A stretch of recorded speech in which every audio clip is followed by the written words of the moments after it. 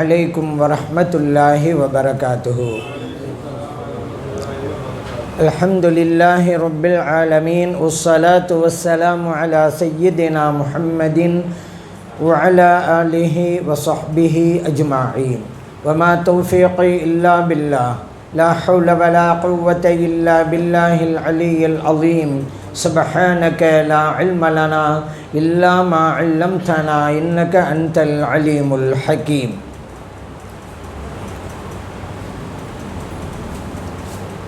மதனி மீலாது கமிட்டியை நடத்துகின்ற 12 நாள் தொடர் சொற்பொழிவின் தலைவர் ஷாஃபிஈயா கல்மண்டபம் மஸ்ஜிதினுடைய மரியாதைக்குரிய இமாம் ஹலரத் பெருந்தகை அவர்களே, இங்கே வருகை புரிந்திருக்கின்ற கண்ணியத்திற்குரிய உலமா பெருமக்களே, அன்பார்ந்த பெரியோர்களே, இளைஞர்களே, தாய்மார்களே, சகோதரிகளே, சிறப்புமிக்க இந்த நிகழ்விற்கு ஏற்பாடு செய்திருக்கின்ற மதனி மீலாது கமிட்டியை சார்ந்த போற்றுதலுக்கும் பாராட்டுதலுக்கும் உரிய நிர்வாக பெருமக்களே, புனிதமான நிகழ்வில் நம்மையெல்லாம் பங்கெடுக்க செய்து நல்லதை சொல்லவும் கேட்கவும் வாய்ப்பளித்த எல்லாம் வல்ல இறைவனை போற்றி புகழ்ந்து எனதுரையை தொடங்குகின்றேன். முத்து நபியின் முன்னறிவிப்புக்கள் இதுவரை இனிமேல் என்கின்ற தலைப்பின் கீழ் ஒரு சில கருத்துக்களை, தகவல்களை உங்களுக்கு மத்தியிலே கூறலாம் என்று விளைகின்றேன். முன்னறிவிப்பு செய்கின்ற ஆற்றல் நம் உயிரிலும் மேலான கண்மணி நாயகம் ஸல்லல்லாஹு அலைஹி வஸல்லம் அவர்களுக்கு உண்டு. எப்படி? இறைவன் அந்த ஞானத்தை அவர்களுக்கு கொடுத்திருந்ததால். இதைத்தான் இறைவன் குர்ஆனிலே சொல்லி காட்டுகிறான். ذَلِكَ مِنْ أَنْبَاءِ الْغَيْبِ, அதுவெல்லாம் மறைமுக ஞானம். நூஹைஹி இலைக், அதை உங்களுக்கு நாம் சொல்லி தந்திருக்கிறோம் நபி அவர்களே என்று அல்லாஹ் சொல்கிறான். இந்த மறைமுக ஞானத்தை நபிகள் ஸல்லல்லாஹு அலைஹி வஸல்லம் அவர்கள் அறிவித்தார்கள் என்றால் அவர்களுக்கு இறைவன் சொல்லி கொடுத்ததால் தான் அப்படிங்கிறத நாம் விளங்கிக் கொள்வோம். மேலும் இறைவன் சொன்னான், ஒமா யன்துகு அனில் ஹவா இன் ஹுவ இல்லா வஹ்யுன் யூஹா. நபி ஸல்லல்லாஹு அலைஹி வஸல்லம் அவர்கள் எதை பேசினாலும் சுயமாக பேசுவதில்லை, இறைவனுடைய தரப்பிலிருந்து வருவதைத்தான் பேசுகிறார்கள். ஆதலால் தான் அவர்களால் முடிந்தது பின்னால் வருபவை என்னவென்று அறிவிக்கின்ற ஆற்றலை அவர்கள் பெற்றிருந்தார்கள். இறைவன் சொல்லி கொடுக்கிறான் என்பதால் இங்கே ஒரு கேள்வி எழுகிறது. நாளை என்ன நடக்கும் என்பதை ஸல்லல்லாஹு அலைஹி வஸல்லம் அவர்களால் எப்படி சொல்ல முடியும்? இறைவன் குர்ஆனிலே 5 விஷயங்கள் அல்லாஹ்விற்கு மட்டுமே இருக்கிறது என்று சொல்கிறான் அல்லவா? இன்னல்லாஹ இன்தஹு இல்முஸ் ஸாஅ, இறைவனுக்கு ஒரு ஞானம், அதுதான் நாளை கியாமத்து நாள் வரைக்கும் வருபவை. அந்த கியாமத்து நாள் எப்போது வரும் என்கின்ற ஞானம் அல்லாஹ்விற்கு மட்டும் உண்டு. மட்டுங்கிற வார்த்தை இல்லை, அல்லாஹ்விற்கு உண்டு. ஏன்னா மட்டும்தான் தான் பிரச்சனை. ஏன்னா மட்டும்னு இல்லாமல் இருந்தும் கூட வஹாபிகள் எல்லாம் இந்த 5 அல்லாவுக்கு தாங்க, மற்றவங்களாம் இல்லைன்னு சொல்லிட்டு இருக்கிறாங்க. இறைவன் சொல்லுகிறான் அல்லாவிற்கு உண்டு, அவ்வளோதான். எது? கியாமத்தினால் யுனஸ்ஸில் கைஸ், அல்லாஹ் தான் மழையை பொழிய வைப்பான். அப்போ எப்பொழுது மழை வரும் அல்லாவுக்கு தான் தெரியும். இல்லை இன்றைக்கி வானொலியிலெல்லாம் அறிவிக்கிறாங்களே, என்ன அறிவிக்கிறாங்க? மழை பெய்யலாம், பெய்யாமலும் இருக்கலாம். மிதமான மழை வரை, மிக கனமான மழை வரை பெய்யலாம், பெய்யாமல் இருக்கலாம். இப்படி தானங்க சொல்கிறாங்க. எப்படி வேணும் நடக்கலாம், இவங்க கையில் இல்லை. அப்படி தான் அவங்களால சொல்ல முடியும். சில பேர் இப்படி சொல்கிறாங்களேன்னு கிண்டல் பண்ணுவாங்க. அவங்களால அப்படி தான் சொல்ல முடியும். ஏன்? இது இறைவன் கையில் அல்லவா இருக்கிறது. இவங்க கனமழை நினச்சிருப்பாங்க, அல்லாஹ் தஆலா அந்த மேகத்தை வேறு பகுதியை கொண்டு போயிடுவான். இப்போ என்ன செய்வாங்க இவங்க? சரி, மழை எப்போது பொழியும் இறைவனுக்கு உண்டு. வயஅலமு மா ஃபில் அர்ஹாம், ஒரு தாயினுடைய கருவறைக்குள் இருக்கிற குழந்தையை பற்றிய ஞானம், ஆனா பெண்ணா, எந்த ஞானம் இறைவனுக்கு உண்டு. இப்போ போல ஸ்கேனில் சொல்லிடுறாங்களாங்க அப்படின்னு கேட்கலாம். சரி, ஸ்கேன் மூலம் இந்த ஞானத்தை கொடுத்தது இறைவன் தான். அதான் நான் ஏற்கனவே சொன்னேன். இறைவனுக்கு மட்டும் நீங்கள் அறிவிக்க வேணா, இறைவனுக்கு உண்டு. தேவையானவர்களுக்கு அறிவித்து கொடுப்பான். இந்த வானியல் சம்மந்தப்பட்டவங்கெல்லாம் அறிவிக்கத்தானே செய்கிறாங்க. மழை எப்படி பொழிய முடியும்? அவங்க சொன்ன மாதிரி நடக்கத்தானே செய்யுது. அவன் எப்படி? இறைவன் சொல்லி கொடுக்குறான், அவ்வளோதான். ஆனால் பெண்ணா அந்த குழந்தை எப்படி தெரியுது? ஸ்கேன் போட்டு தெரியுறாங்கல்ல, இறைவன் சொல்லி கொடுத்த இந்த கருவியை கண்டுபிடிச்சாங்க ரைட்டு. அந்த ஞானத்தை இறைவன் தானே கொடுத்தான். அதனால் வமா தத்ரி நஃப்ஸும் மாதா தக்ஸிபு கதா, இதுதான் இப்போ இன்னைக்கு நமக்கு பாயிண்ட்டு. நாளை என்ன நடக்கும் என்பது யாருக்கும் தெரியாது. இதற்காகத்தான் இந்த வசனத்தை நான் ஓதுனேன். வமா தத்ரி நஃப்ஸும் பி ஐயர்லின் தமூத், ஒரு ஆத்மா எங்கே மரணிக்கும் என்பது அந்த ஆத்மாவுக்கு தெரியாது. அப்போ 5 பாயிண்ட்டு அல்லாவுக்கு தெரியும் என்று அல்லாஹ் சொல்லிட்டான். ஆனால் அல்லாஹ் இந்த 5ஐயும் யாருக்கு சொல்ல வேண்டும் நினைக்கிறானோ அவர்களுக்கு அறிவித்து கொடுப்பான். இது சம்பந்தமான ஹதீர்கள் ஆயத்துகள் நிறைய இருக்கின்றன. அந்த சப்ஜெக்ட் இப்போ நம்ம போகலை. நீ இதில் ஒன்று மட்டும் எடுக்கலாம். நாளை என்ன நடக்கும் எந்த ஆத்மாவுக்கும் தெரியாது என்று இறைவன் சொல்லியிருக்கிறானே. ஆமாம், சாமானியர்களால் நமக்கு சொல்லப்பட்டது. இறைத்தூதர் ஸல்லல்லாஹு அலைஹி வஸல்லம் அவர்களுக்கு அல்ல இப்படி சொன்னது. ஏன்? அவர்கள் இறைவன் சொன்னதை வைத்து நமக்கு சொல்லி தந்திருக்கிறார்கள். எத்தனை விஷயங்கள் அவர்கள் சொன்னது போன்று நடந்தது. அதற்குத்தான் நாம் முன்னறிவிப்பு என்கிறோம். இறைவன் மறைமுக ஞானத்தை அவர்களுக்கு சொல்லிக் கொடுத்தான். ஆகவே அவர்கள் நமக்கு கற்றுத் தருகிறார்கள். அவர்கள் அவ்வாறு முன்னறிவிப்பாக செய்த ஒரு சிலவற்றை உங்களுக்கு நான் பரிமாறிக்கொள்ளலாம் என்று விளைகின்றேன். ஒன்றாவது, பத்ரு யுத்தம் நாளைக்கு நடக்க போகுது. இன்றைக்கே அருமை தோழர்களை அந்த மைதானத்துக்கு அழைத்து போகிறார்கள். ஒவ்வொரு இடத்தையும் காண்பிக்கிறார்கள், தனது கையை வைத்து காண்பிக்கிறார்கள். அருமை தோழர்களே, ஹாதா மஸ்ரா ஃபுலான், நாளை தினம் நடைபெறுகின்ற யுத்தத்திலே இந்த இடத்தில் தான் அபூ ஜஹல் கொல்லப்படுவான்.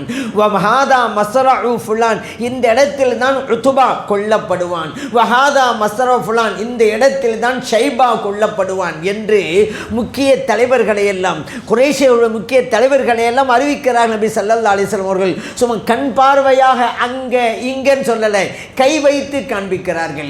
அடுத்த நாள் யுத்தம் நடைபெறுகிறது. இறைவன் வெற்றியை முஸ்லிம்களுக்கு கொடுத்து விட்டான். இங்கே என்ன வியப்பென்றால், நபி ஸல்லல்லாஹு அலைஹி வஸல்லம் அவர்கள் எந்த இடத்தை காட்டி யாருடைய பெயரை சொன்னார்களோ அந்தந்த இடங்களில் அவரவர்கள் கொல்லப்பட்டு கிடந்தார்கள். முஸ்லிமிலே பதிவு செய்யப்பட்ட ஹதீஸ். நாளை என்ன நடக்கும் இன்றைக்கு அறிவிக்கிறார்கள் நபி ஸல்லல்லாஹு அலைஹி வஸல்லம் அவர்கள். சாதாரணமாக அல்ல, துல்லியமாக அறிவிக்கிறார்கள். அவர்கள் சொன்னது நடந்தது. அதனால்தான் இதுவரை என்று நான் சொன்னேன், ஸல்லல்லாஹு அலைஹி வஸல்லம் அவருடைய காலத்திலே அதற்கு பிறகெல்லாம் எப்படி நடந்திருக்கிறது அவர்கள் சொன்னது என்று. அதே போன்று பாருங்க, ஹைபர் யுத்தத்திலே நபி ஸல்லல்லாஹு அலைஹி வஸல்லம் அவர்கள் சொல்லி காட்டுகிறார்கள். நாளைக்கு தான் யுத்தம் நடக்க போகுது. இன்னைக்கு சொன்னாங்க, அருமை தோழர்களே, இல்லை உழத்தி என்ன ஹாதிஹி ராயா, இந்த கொடியை நான் நாளைக்கு கொடுப்பேன். கதன், நாளைக்கு கொடுப்பேன். ரஜுலன், ஒருவருக்கு கொடுப்பேன். யுஹிப்புல்லாஹ வரசுலஹு, அவர் யார் தெரியுமா?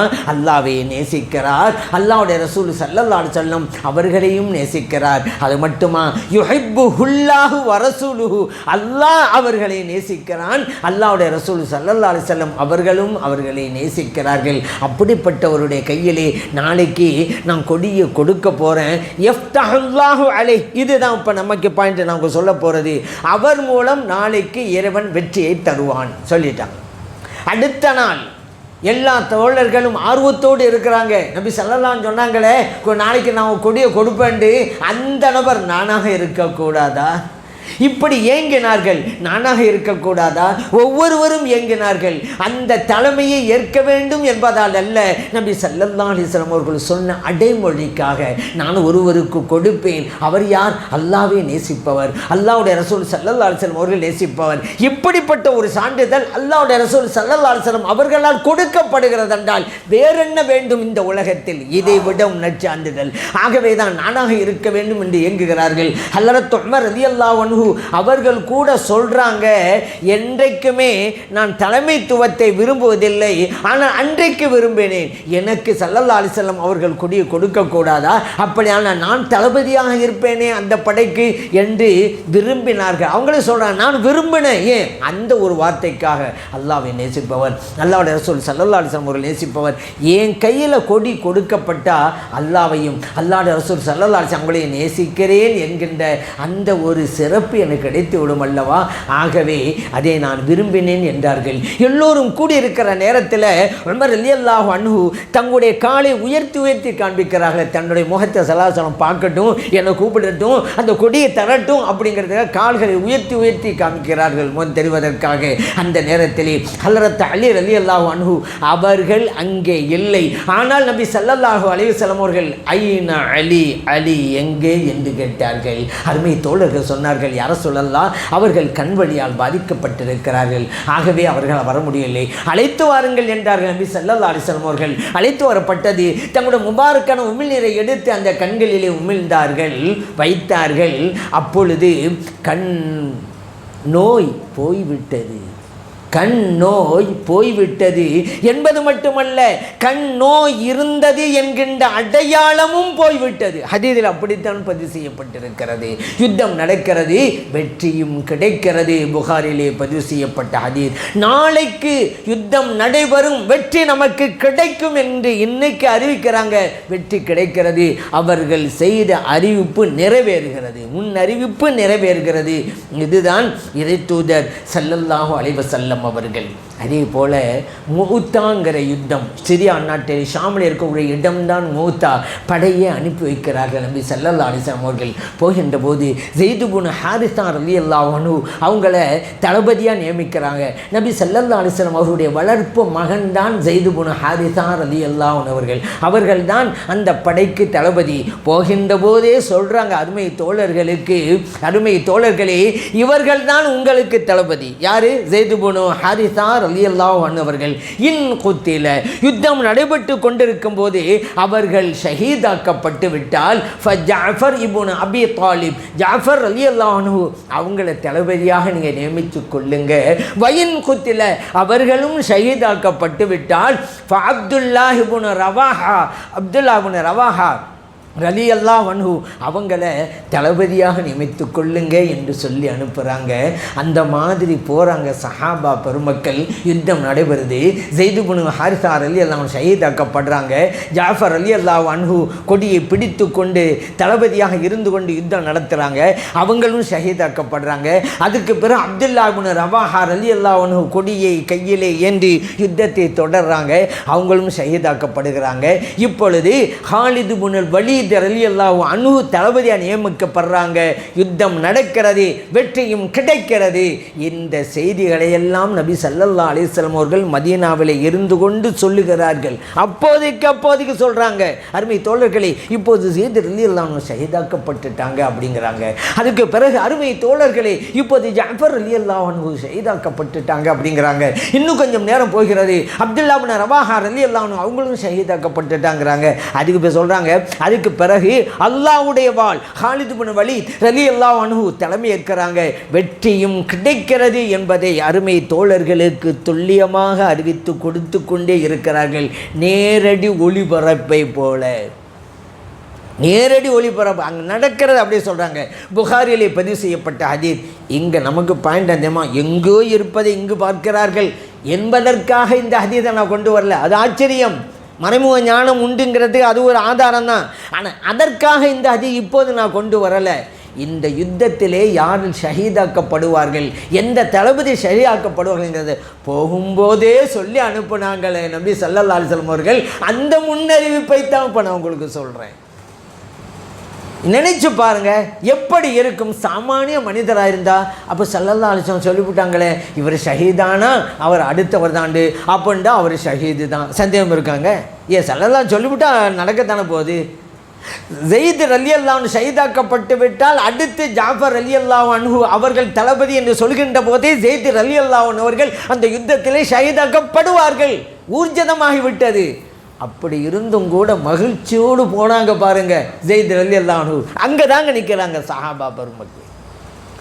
அப்போ அதுக்கு அடுத்து ஜாஃபர் ரலியல்லாஹு அன்ஹு தளபதியாக நியமிங்க அப்படின்னு சொல்லிவிட்டு அவங்க ஷஹீதாக்கப்பட்டு விட்டால் அப்துல்லாஹ் இப்னு ரவாஹா ரலியல்லாஹு அன்ஹு இப்படி சொல்லும் பொழுது அடுத்த தளபதி ஜாஃபர் ரலியல்லாஹு அன்ஹு அவர்களும் ஷஹீதாக்கப்படுவார்கள் என்பதை போகும்போதே சொல்லி அனுப்புகிறாங்கங்க.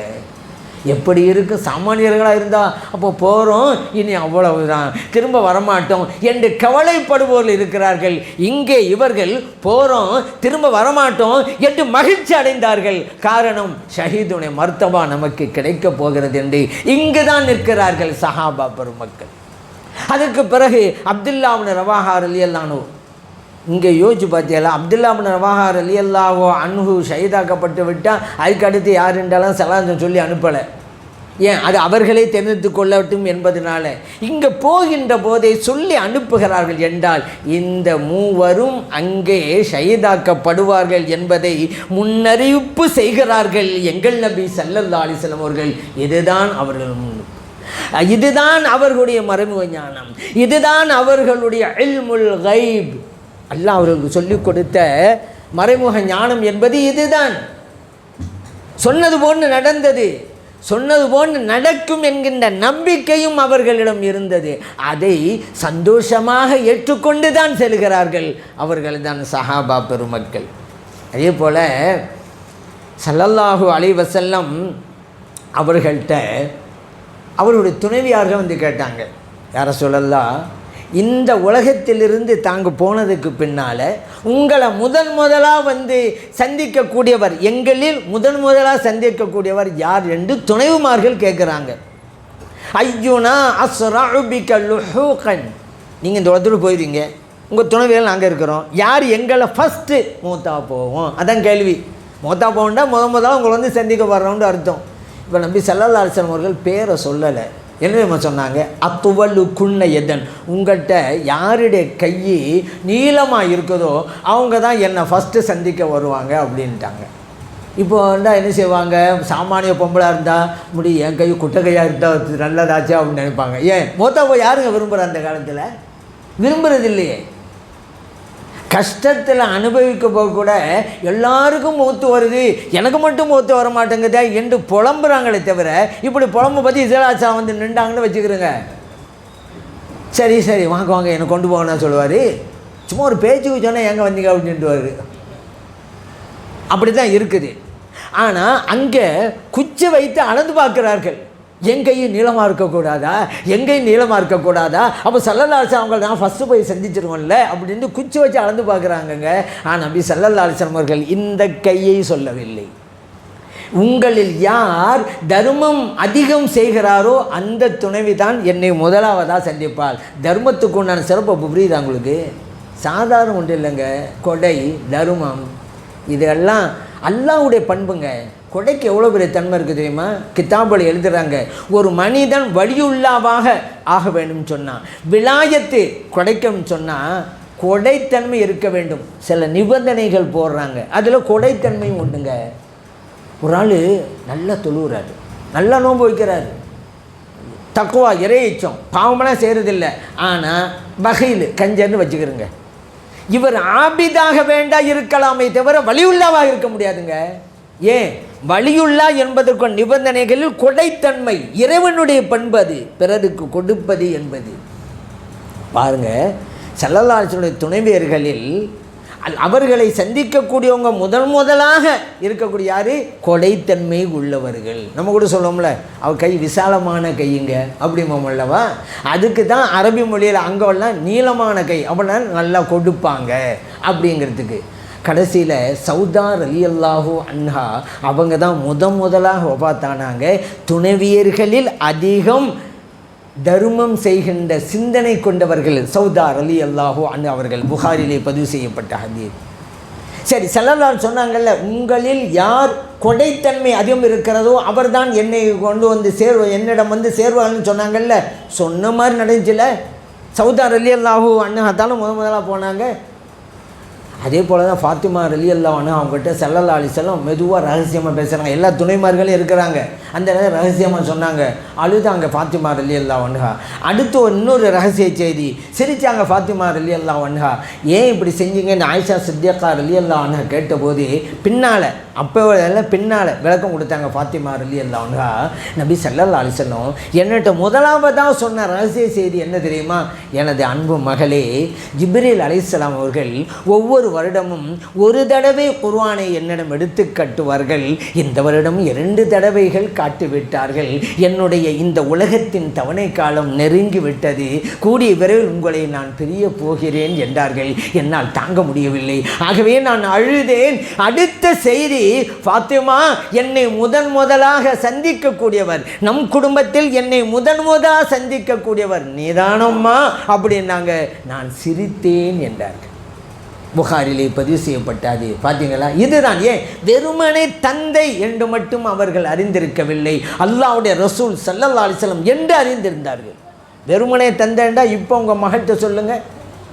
உங்கள் ஒரு ஆள் சக்கராத்தாளில் இருக்கிறாருன்னு வச்சுக்கிறேங்க, மகளை கூப்பிட்டு நழுவாத, நான் இப்போ போகிறேன், அதுக்கு பிறகு நம்ம குடும்பம் நீ தான் என் பின்னால் வருவேன்னு சொல்லுங்கள். அங்கே நவந்து போயிடுவாங்க. ஏங்க நீங்கள் தான் போகிறீங்க, என்னையுமா சேர்த்து கொண்டுக்கிட்டு போகிறீங்க அப்படின்னு கேட்பாங்க. ஏன்னா தந்தையை மட்டும் தான் இவங்க பார்க்குறாங்க. ஆனால் அவர்கள் தந்தை என்று மட்டுமல்ல, இறை தூதர் ஸல்லல்லாஹு அலைஹி வஸல்லம் என்று பார்த்தாங்க. ஆகவே தான் மகிழ்ச்சி. இப்போ புரியுதா? சரி, அந்த மாதிரி 6 மாதங்கள் கழித்து ஃபாத்திமா ரலியல்லாஹு அன்ஹா அவர்கள் இவ்வுலகை விட்டு மறைந்தார்கள். நபி ஸல்லல்லாஹு அலைஹி வஸல்லம் சொன்னது போன்று முன்னறிவிப்பு நடந்தேறுகிறது. ஸல்லல்லாஹு அலைஹி வஸல்லம் குடும்பத்தில் முதலாக இந்த உலகத்தை மறைந்தது ஃபாத்திமா ரலியல்லாஹு அன்ஹா அவங்க தான். அதே போல் பாருங்கள், முஆத் இப்னு ஜபல் ரலியல்லாஹு அன்ஹு அவங்கள நபி ஸல்லல்லாஹு அலைஹி வஸல்லம் அவர்கள் யமன் நாட்டுக்கு அனுப்பி வைக்கிறாங்க. தன்னுடைய பிரதிநிதியாக கவர்னர் அனுப்பி வைக்கிறாங்க. போகும்போது முஆத் ரலியல்லாஹு வாகனத்தில் இருக்கிறாங்க. ஸல்லல்லாஹு அலைஹி வஸல்லம் நடந்தே போகிறாங்க. அனுப்பி வைப்பதற்கு போகும்போது வசியத்து பண்ணுறாங்க. அதிலே ஒரு வாசகம்தான் முஆத் ரலியல்லாஹு அன்ஹு அவர்களால் தாங்க முடியாமல் அழுகிறார்கள். கண்ணீரை தாரையாக வடிக்கிறார்கள். தாங்க முடியவில்லை. அந்த வாசகம் என்ன தெரியுமா? முஆத் அவர்களே, இன்னக அஸா அல்லா தல்கானி பாதாமி ஹாதா, இப்போ நீங்கள் போகிறீங்க, இந்த வருடத்திற்கு பிறகு என்னை நீங்கள் சந்திக்க மாட்டீங்க அப்படிங்கிறாங்க. சரி, சந்திக்க மாட்டீங்கன்னு சொன்னால் இங்கே 2 பாயிண்ட் இருக்குது. ஏன் 2 பேரில் யார் இந்த உலகத்தை விட்டு போனாலும் சந்திக்க முடியாதானே? இப்போ நீங்கள் போகிறீங்க, உங்களுக்கு வஃபாத் அங்கே வந்தாலும் வந்துடலாம், நீங்கள் என்ன சந்திக்க முடியாது, அப்படியும் இருக்கலாம். அல்லது நீங்கள் போகிறீங்க, நான் வஃபாத் ஆகிடலாம், நீங்கள் என்ன சந்திக்க முடியாது, அப்படி இருக்கலாம்ல. 2 விதமாகவும் இருக்கலாம். ஃபஸ்ட்டு சொல்கிறாங்க, இந்த வருடத்திற்கு பிறகு என்னை நீங்கள் சந்திக்க முடியாது, ஃபஸ்ட்டு பாயிண்ட்டு. அப்புறம் சொல்கிறாங்க, இங்கே தான் நபி ஸல்லல்லாஹு அலைஹி வஸல்லம் முன்னறிவிப்பு எவ்வளவு அற்புதமாக அமைந்திருக்கிறது என்பதை நினைத்து நாம் வியந்து போகிறோம். அடுத்து சொல்கிறாங்க, வல அல்லக அன் தமுர்ர பி மஸ்ஜிதி வ கபரி, ஆனால் நீங்கள் இந்த பள்ளிவாசலுக்கு வருவீங்க. மஸ்ஜித் நபி சொல்கிறாங்க, என் கபருக்கும் வருவீங்கங்கிறாங்க ஸல்லல்லாஹு அலைஹி வஸல்லம். பக்கா முஆத் ரலியல்லாஹு அழுகிறார்கள். இதுதான் கண்டிப்பாக. ஏன்னா ஸல்லல்லாஹு அலைஹி வஸல்லம் இந்த உலகத்துக்கு போகும்போது கூட இருந்தால் பரவாயில்லை, ஆனால் நான் யமனுக்கு போகிறேன், ஸல்லல்லாஹு அலைஹி வஸல்லம் இந்த உலகத்துக்கு போகும்போது அவன் பக்கத்திலேயே கூட இருக்கக்கூடிய வாய்ப்பு எனக்கு கிடையாது. இதுதான் அவர்களை நான் பார்க்கிற கடைசி பார்வையா என்று நினைத்த போது அழுகிறார்கள். முஆத் ரலியல்லாஹு அன்ஹு அவர்கள் அஹ்மதிலே பதிவு செய்யப்பட்ட ஹதீஸ் பாருங்கள், முன்னறிவிப்பு. இதுதான் கடைசி சந்திப்பு, இதுதான் கடைசி பார்வை. அப்போ யார் இந்த உலகத்துடன் போனாலும் கடைசி பார்வை தான். அதுக்கு சில விளக்குறாங்க, நீங்கள் வருவீங்க, என் கபருக்கு வருவீங்க. அப்போண்டா நான் தான் இந்த உலகத்தை விட்டும் போக போகிறேன் அப்படிங்கிறத எவ்வளோ பெரிய அற்புதமான முன்னறிவிப்பை செய்தார்கள் இறை தூதர் ஸல்லல்லாஹு அலைஹி வஸல்லம் அவர்கள் என்பதை பார்த்தீர்களா? அதே போல் பாருங்கள், நபி ஸல்லல்லாஹு அலைஹி வஸல்லம் ஒரு பயணத்திலேருந்து வர்றாங்க. வரும்போது ஒரு பயங்கரமான காற்று ரொம்ப வேகமாக அடிக்குது. எந்த அளவுக்கு சொன்னால் வாகனமெல்லாம் மண்ணிலே புதைகிண்டு போகின்ற அளவிற்கு பயங்கரமான காற்று அடிக்குதுங்க.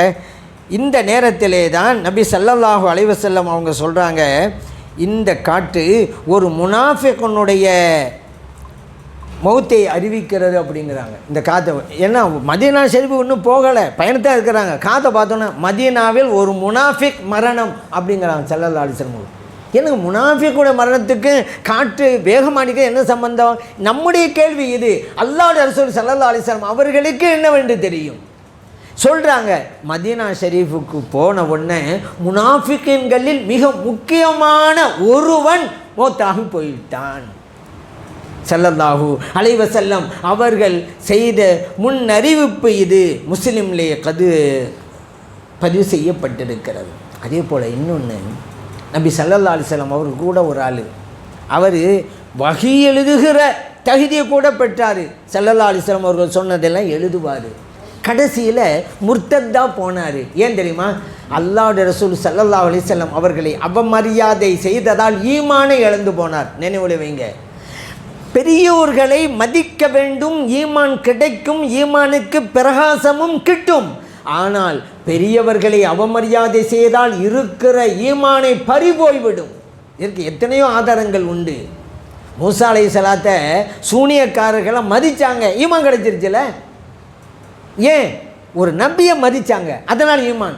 எந்த சூனியக்காரர்கள் வைத்து மூசா அலைஹிஸ்ஸலாம் அவர்களை வெல்ல வேண்டும் என்று ஃபிரௌன் கருதினானோ அந்த சூனியக்காரர்கள் ஈமான் கொண்டார்கள். இறைவன் குர்ஆனில் சொல்லி காட்டுகிறான். காரணம் என்ன?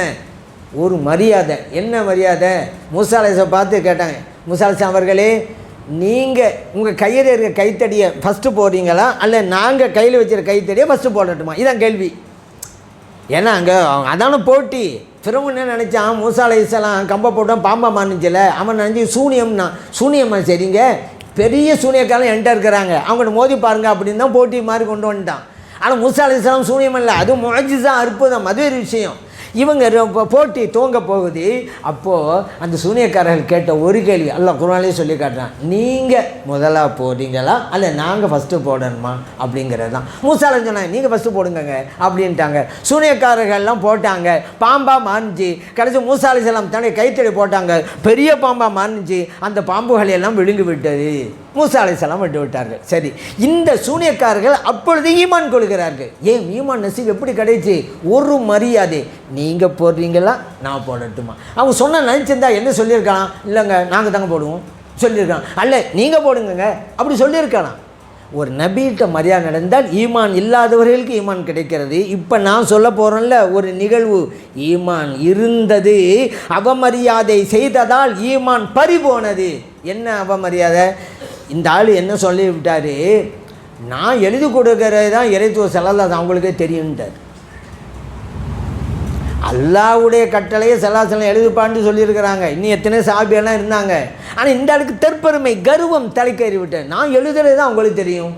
ஈமான் போச்சு. முர்த்தத் ஆனவன ஸல்லல்லாஹு சொன்ன ஒரு வார்த்தை, இன்னல் அருள லா தக்பல்ஹு, இந்த மண் அவரை ஏற்றுக்கொள்ளாது. முடிஞ்சு போய் சப்ஜெக்ட். அபூ தல்ஹா ரலியல்லாஹு சொல்கிறாங்க, இந்த மனிதர் எங்கே மரணித்தாரோ அந்த ஊருக்கு நான் சென்றேன். இவருடைய அந்த சடலம் மண்ணுக்கு மேலே கிடந்தது, யாரும் கேட்பாரற்ற நிலையிலே கிடந்தது.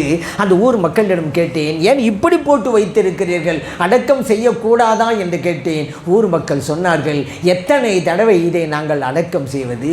அடக்கம் செய்துவிட்டு வருவோம், மேலே வந்து கிடக்கிறது. மறுபடியும் அடக்கம் செய்கிறோம், மேலே வந்து கிடக்கிறது. தஃபன்னாஹு மிர்ராரன், பல தடவைகள் அடக்கம் செய்துவிட்டோம், கடைசியில் இப்படி தான், அப்படியே போட்டுட்டோம்னாங்க அந்த ஊர் மக்கள். இந்த ஹதீஸ் புகாரியிலே அஹ்மதிலே பதிவு செய்யப்பட்ட ஹதீஸ். ஸல்லல்லாஹு அலைஹி வஸல்லம் அவர்கள் இந்த மனிதருடைய கடைசி நிலை எப்படி இருக்கும் முன்னறிவிப்பு செய்கிறாங்க. சொன்னது போன்று நடந்தது. இந்த மண் அவரை ஏற்றுக்கொள்ளாது. ஏற்றுக்கொள்ளலையே, மேலே வந்துருச்சு. அடக்கம் செய்கிறாங்க, மேலே வந்து கிடக்குது. இந்த மண் ஏற்றுக்கொள்ளவில்லை. இதுதான் முஅஜிஸா. ஏன்னா இது ஸல்லல்லாஹு அலைஹி வஸல்லம் அவர்கள் சாபத்தான் சொல்லவில்லை, அவரை சபிக்கவில்லை. இறைவனுடைய அந்த வகையை கொச்சைப்படுத்தியதால் இறைவன் அந்த மனிதருக்கு கொடுத்த தண்டனை. அல்லாஹ் சொல்கிறான், நான் என் நபிக்கு சொல்லிக் கொடுக்குறேங்கிறான். அந்த ஆள் என்ன சொல்கிறாரு? நான் எழுதுனதான் அவருக்கு தெரியும்டாரு. அப்போ அல்லாஹ்வுடைய இடத்துக்கு வந்துட்டாங்க. ஒரு நபிக்கு செய்தி சொல்லிக் கொடுக்குறது யார்? அல்லாஹ் தானே. நான் எழுதுனது தான் தெரியும்னு சொன்னால் அல்லாஹ் கோபமாக வராதா?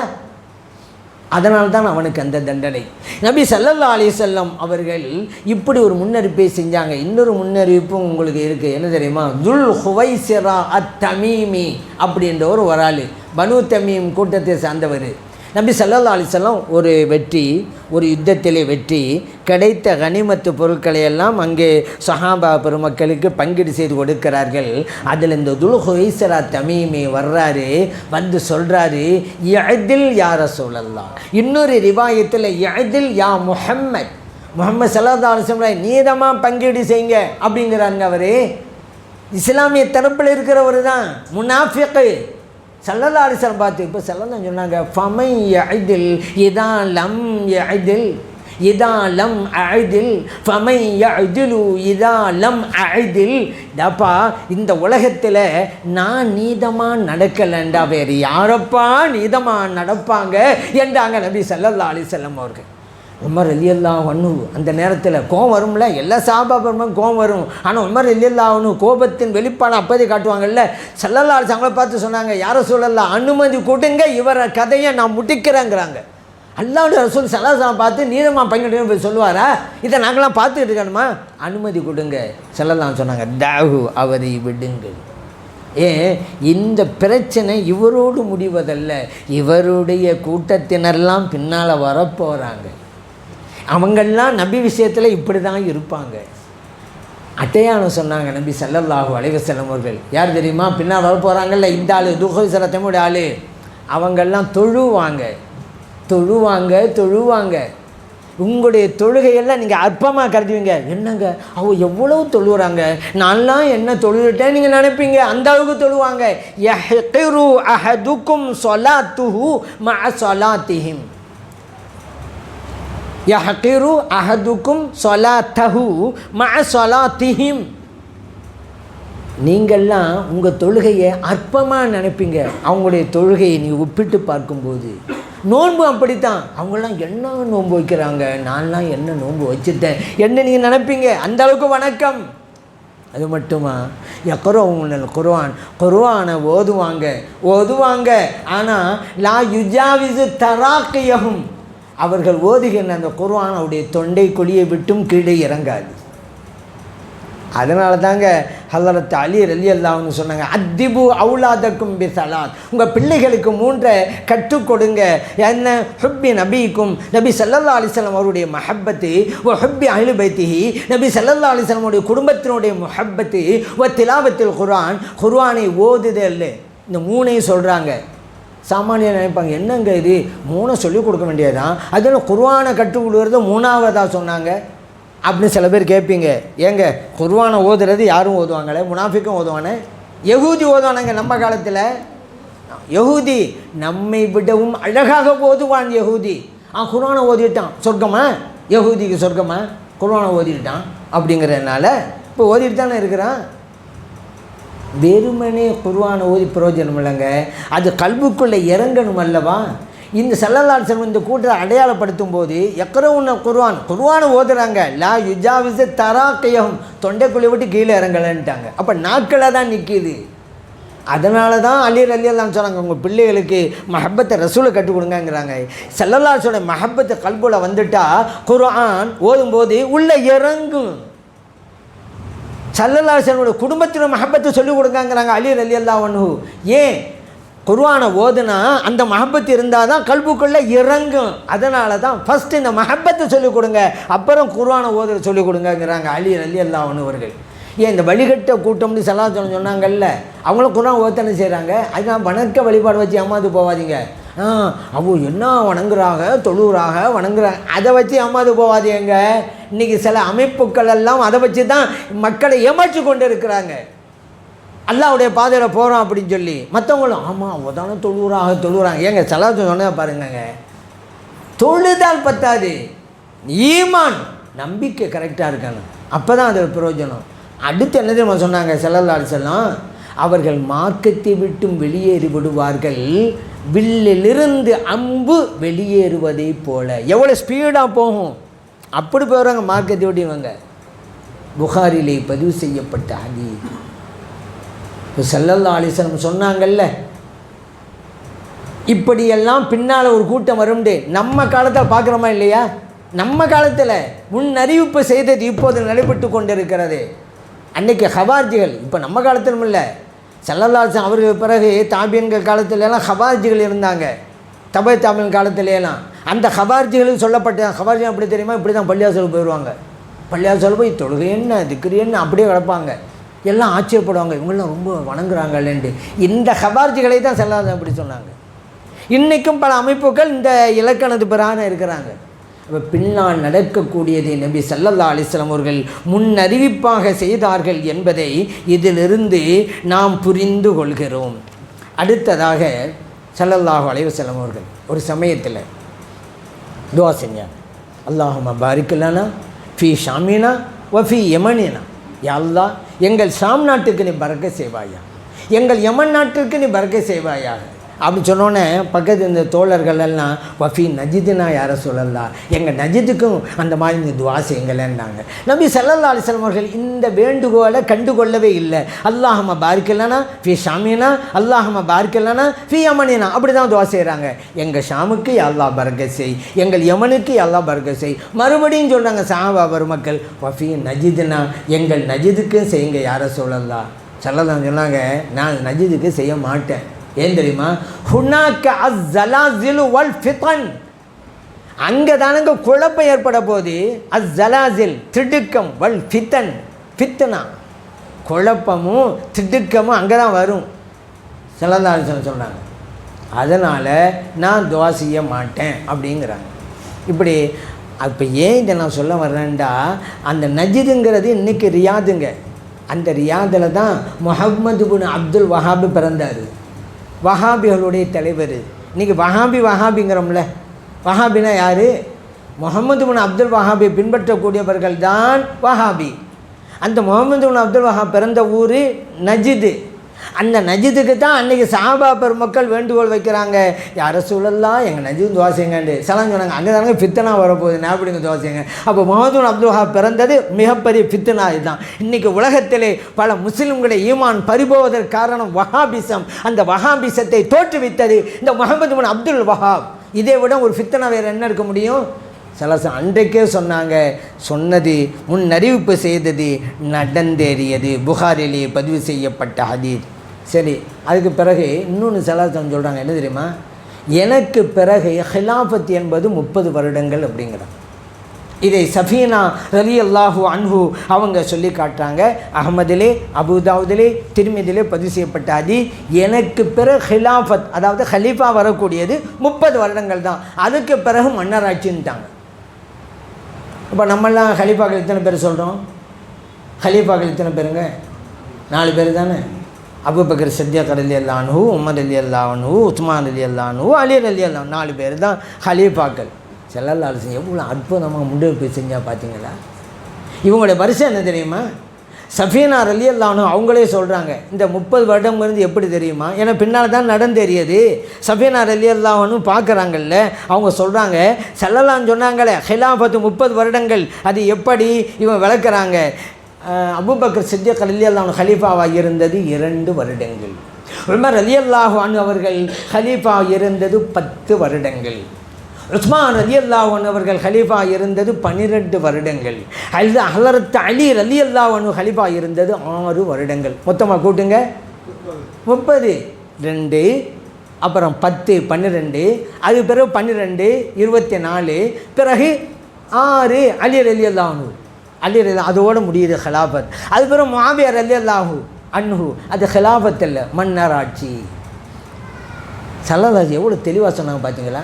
பின்னால் நடக்கப் போவதை முன்னாலே அறிவிப்பு தெரிகிறார்கள். அவர்கள் செய்த முன் அறிவிப்பு நடந்தேறுகிறது. இப்போ நம்மெல்லாம் ஷாஃபி மதுஹபுங்கிறோம், ஹனஃபி மதுஹபுங்கிறோம்ல. இந்த ஹனஃபி இமாம் வருவார்கள் என்பதையும் ஸல்லல்லாஹு சொல்லிவிட்டு தான் போனாங்க, பேரை தான் சொல்லலை. ஷாஃபி இமாம் வருவாங்கங்கிறதையும் நபி ஸல்லல்லாஹு அலைஹி வஸல்லம் சொல்லிட்டு தான் போனாங்க, பேரை தான் சொல்லலை.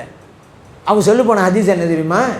ஹனஃபி இமாமை பற்றி இப்போ பாருங்கள், நபி ஸல்லல்லாஹு அலைஹி சொல்கிறாங்க, லவ் கானத்தீன் இந்த சுரையா, மார்க்கம் என்பது சுரையா என்கின்ற நட்சத்திரத்தில் இருந்தாலும் லதஹப பிஹி ரஜுலுன் மின் அப்னாயி ஃபாரிஸ், பாரசீகத்தை சார்ந்த ஒருவர் அங்கு செல்வார், ஹத்தா யனாவலஹு, அந்த மார்க்கத்தை அவர் பெற்றுக்கொள்வார். நபி ஸல்லல்லாஹு அலைஹி சொன்னது முஸ்லிமிலே பதிவு செய்யப்பட்ட ஹதீஸ். இமாம் அபூ ஹனீஃபா ரஹ்மத்துல்லாஹி அலைஹி அவர்கள் பாரசீக அந்த அமைப்பை சார்ந்தவர்கள், அந்த பகுதியை சார்ந்தவர்கள், பாரசி சமூகத்தை சார்ந்தவர்கள். அபூ ஹுரைரா, இது அபூ ஹனீஃபா ரலியல்லாஹு அன்ஹு அவர்கள் எவ்வளோ அழகாக சொல்லிட்டு போனாங்க பார்த்தீங்களா? பின்னா வந்து இமாம்கள் சொல்கிறாங்க, இந்த ஹதீஸ் இமாம் அபூ ஹனீஃபா ரஹ்மத்துல்லாஹி அலைஹி அவர்களைத்தான் குறிக்கிறது. காரணம், அவர்களை தவிர வேறு யாரும் இவர்களை போன்ற அந்த பாரசீக மக்களிலே இல்லையே என்கிறார் அபூ ஹனீஃபா. இப்போ இன்றைக்கி நம்மளாம் ஹனீஃப் மதுஹப் போகிறோம், ஸல்லல்லாஹு அலைஹி வஸல்லம் அவர்கள் இப்படி ஒரு இமாம் வருவார்கள் என்பதை, பாரசீக நாட்டை சார்ந்த ஒருவர் இமாமாக வருவார்கள் என்பதை, மார்க்கத்திலே விற்பன்னராக இருப்பார்கள் என்பதை அன்றைக்கே சொல்லிவிட்டு சென்றார்கள். நடந்தது இல்லைங்க.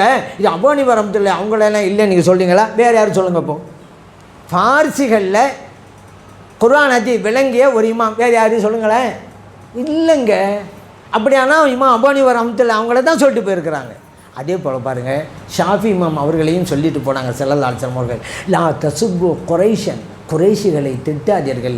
காரணம், ஃபைன் ஆலிமஹா எம்லவுல் அர்ல இல்மன், அந்த குறைஷி சமூகத்தை சார்ந்த ஒரு ஆலிம் இந்த பூமியை கல்வியால் நிரப்புவார். நபி ஸல்லல்லாஹு அலைஹி சொன்னாங்க. முஸ்னது தொயாலிசி என்கின்ற ஹதீத் கிதாபில் பதிவு செய்திருக்கிறாரு. அதே போல் இமாம் பைஹக்கி ரஹ்மத்துல்லாஹி அலைஹி அவர்கள் மாரிஃபத்து சுனனி வல் ஆசார் அவங்களுடைய கிதாபு இந்த ஹதீதை பதிவு பண்ணிட்டு சொல்கிறாங்க, இந்த ஹதீத் கணக்கச்சிதமாக இமாம் ஷாஃபிஈ ரஹ்மத்துல்லாஹி அலைஹி அவர்களுக்கு பொருந்துகிறது. ஏன்னா அவங்க குறைஷி சமூகத்தை சார்ந்தவர்கள் இமாம் ஷாஃபிஈ ரஹ்மத்துல்லாஹி அலைஹி, கண்மணி நாயகம் ஸல்லல்லாஹு அலைஹி வஸல்லம் குடும்பத்தை சார்ந்தவர்கள் இமாம் ஷாஃபிஈ ரஹ்மத்துல்லாஹி அலைஹி அவர்கள். எவ்வளோ பெரிய அற்புதமான முன்னறிப்பு பார்த்தீங்களா? ஸல்லல்லாஹு அலைஹி வஸல்லம் அப்படி தான் ஒரு சில விஷயங்கள் பேரை சொல்ல மாட்டாங்க, நம்ம தான் புரிஞ்சுக்கிறேன்னு. ரெண்டை விட்டு போகிறேன், பட்டு பிடிச்சிக்கிறேங்க, நீங்கள் ஒரு காலம் வழி தவற மாட்டீங்க. ஒன்று கிதாபுல்லா அல்லாஹ்வுடைய வேதம், இன்னொன்று வைத்தரத்தியம் குடும்பம். நாங்கள்ல முஸ்லிமில் பதிவு செய்யப்பட்ட ஹதீஸ். ஆனால் வஹாம் இந்த ஹதீஸ் சொல்கிறது இல்லை. இன்னொரு ஹதீஸ் நீங்களும் கேள்விப்பட்டிருப்பீங்க, நான் வேதத்தை விட்டு செல்கிறேன், ஹதீரை விட்டு செல்கிறேன், ரெண்டையும் எடுத்துக்கொள்ளுங்கள். இதைத்தான் வஹாபிகள் சொல்லுவாங்க. ஊரு ஃபுல்லாக மேடைகள் தோறும் விளங்குவார்கள், ஏடுகள் தோறும் எழுதுவார்கள், மூச்சுக்கு முன்னொரு தடவை சொல்லுவாங்க. சொல்லட்டும், அதை நம்ம ஒன்றும் சொல்லலை, இதை வண்டி எங்கே சொல்கிறீங்கன்னு கேட்குறோம். இன்னும் சொல்லப்போனால் இது பலவீனமான ஹதீஸில் குர்ஆன் ஹதீஸுன்னு இருக்குதா, ரெண்டும் எடுத்துக்கொள்ளுங்க. இது பலவீனமான ஹதீஸ், சரியான ஹதீஸ் கிடையாது. ஆனால் குர்ஆனையும் விட்டுட்டு போகிறேன், என் குடும்பத்தையும் விட்டு போகிறேன்னு சொன்னது சஹீஹான ஹதீஸ். இது வஹாபிகள் சொல்கிறாங்களா வெளியில்? நம்ம தான் சொல்லிக்கிட்டு இருக்கோம். நம்ம ரெண்டு அதையும் சொல்லுவோம், அதையும் சொல்லுவோம், இதையும் சொல்லுவோம். சரி, இப்போ என்னண்டா ஏன் சொல்ல வரேன் தெரியுமா? என் குடும்பம் நாங்கள்ல, நீங்கள் அங்கேருந்தே எடுத்து பாருங்கள். ஸல்லல்லாஹு குடும்பத்தில் இப்போ நம்ம நடைமுறையில் மெய்நிலை கண்டஞானி முஹைதீன் அப்துல் காதிர் ஜெயலானி ரலியல்லாஹு அன்ஹு அவர்கள், அதே போல் அஜ்மீர் ராஜா ஆசியாவின் ரோஜா ஹவாஜா முஈனுddin சிஷ்தி ரலியல்லாஹு அன்ஹு, தெற்காசியாவின் ஒளி விளக்கு இமாம் ஷாவுல் அமீது நாகூரி கத்தஸல்லாஹு ஸரவுல் அஸீஸ், அங்கே பாண்டிய மன்னரை எதிர்த்து போராடி வெற்றி கண்ட ஏர்வாடியிலே வாழ்ந்து கொண்டிருக்கக்கூடிய இப்ராஹிம் ஷஹீது வலியுல்லா ரலியல்லாஹு அன்ஹு, இவங்கள்ட்ட யாருங்க? நபி ஸல்லல்லாஹு அலைஹி வஸல்லம் குடும்பத்தை சார்ந்தவங்க. ஒவ்வொன்றா பட்டியல் போட முடியுமா? முஹைதீன் அப்துல் காதிர் ரலியல்லாஹு வருவாங்க, அவங்கள பிடிச்சிக்கிறங்க. ஹவாஜா முஹைதீன் சிஷ்தி ரலியல்லாஹு அவங்கள பிடிச்சிக்கிறங்க. இப்படி சொன்னால் எவ்வளோ பேர் சொல்கிறது? ஷார்ட்டாக சொன்னாங்க பாருங்கள், என் குடும்பம் தான். அந்த மாதிரி தான் இதுவும் பேரை சொல்லாமல் சொல்லிட்டாங்க. இமாம் ஹனஃபி ரஹ்மத்துல்லாஹி அலைஹி, இமாம் ஷாஃபிஈ ரஹ்மத்துல்லாஹி அலைஹி அவர்களை பற்றி.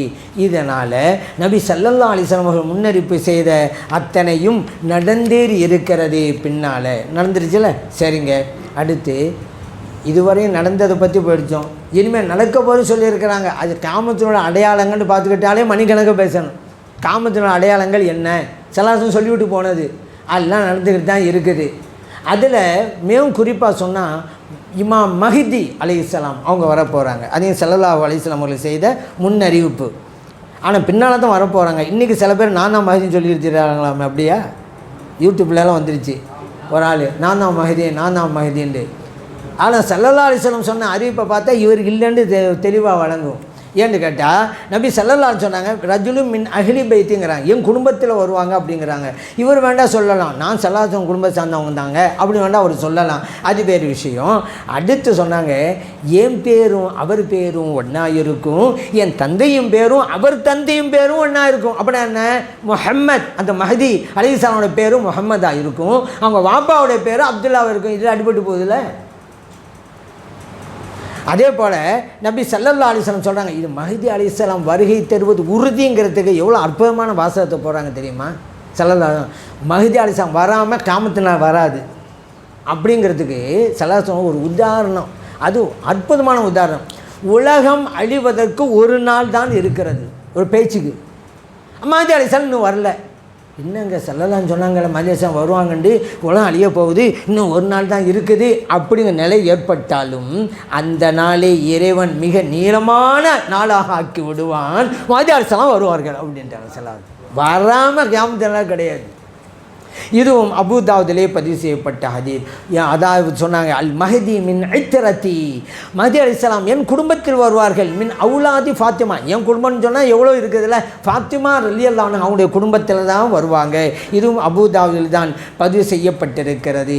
இப்படி பல ஹதீஸ்களை ஸல்லல்லாஹு சொல்லியிருக்கிறாங்க. இன்னும் சில அடையாளங்கள், அதை கருப்பு நிற கொடிகளை கொண்டு வருவார்கள். அது ஹுராசான் ஒரு பகுதி இருக்குது, அந்த பகுதியிலே இருந்து வருவார், கருப்பு நிற கொடிகளை கொண்டு வருவார். அந்த செய்தி உங்களுக்கு தெரிஞ்சால் அவரோடு நீங்களும் சேர்ந்து கொள்ளுங்கள். அவர்கள் தான் மஹதி என்கிறார்கள் நபி ஸல்லல்லாஹு அலைஹி வஸல்லம் அவர்கள். அஹ்மதிலே பதிவு செய்யப்பட்டிருக்கிறது. இமாம் பைஹக்கி ரஹ்மத்துல்லாஹி அவர்கள் தலாயிலுன் நுபுவாவிலே பதிவு செய்திருக்கிறார்கள்.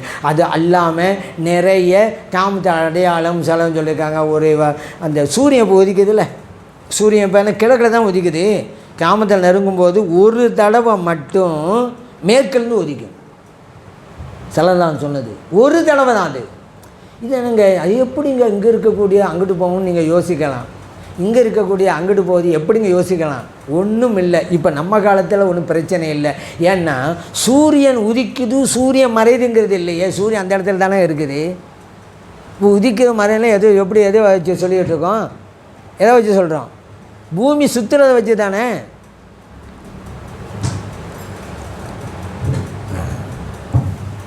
பூமி சுழண்டுக்கிட்டு இருக்குது, அதை வச்சு தான் சொல்கிறோம். ஒன்று சூரியன் ஒன்று இங்கே புறப்படுது அங்கே போய் விழுது மறையுதுங்கெல்லாம் கிடையாது, சுற்றிக்கிட்டே வருது பூமி. சரி, இது சுற்றிக்கிட்டே வருதில்ல, அதனால தான் கிழக்க உதிக்கிறமாக நமக்கு தெரியுது. இந்த சுழல்வதை இறைவன் திருப்பி விட்டான்னு வச்சுக்கிறோங்க. இப்படி சுற்றிக்கிட்டு இருக்கு அப்படின்னு வச்சுக்கிறோங்களேன். இப்படி சுற்றிட்டு வந்தால் கிழக்க உதிக்கும், அல்ல அப்படியே ரிவேர்ஸில் விட்டுட்டா மேற்கு உதிக்கும், அவ்வளோதான். இது ஒன்றும் பெரிய இல்லை. அல்லாஹ் ஒரு தடவை அப்படி ஆக்கி விடுவான். எப்படி சுற்றிக்கிட்டு இருக்கிற அந்த பூமியை இப்படி மாற்றி விட்டுருவான். நமக்கு என்ன தெரியும், மேற்கில் உதிக்குது மேற்கு உதிக்குன்னு நம்ம சொல்லிக்கிட்டு இருப்போம், அவ்வளோதான். அதே போல் ஒரு மிகப்பெரிய ஒரு விலங்கு தோன்றும், அதேபோல் மிகப்பெரிய ஒரு நெருப்பு தோன்றும்.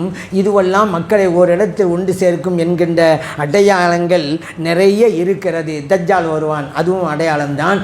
ஈசா அலைஹிஸ்ஸலாம் அவர்கள், அதுவும் அடையாளம்தான். ஈசா அலைஹிஸ்ஸலாம் அவர்கள் தான் தஜ்ஜாலை கொல்வார்கள், அதுவும் அடையாளம்தான். இப்படி எண்ணற்ற அடையாளங்களை இனிமேல் நடக்கப் போவதையும் சொல்லி இருக்கிறார்கள் கண்மணி நாயகம் ஸல்லல்லாஹு அலைஹி வஸல்லம் அவர்கள்.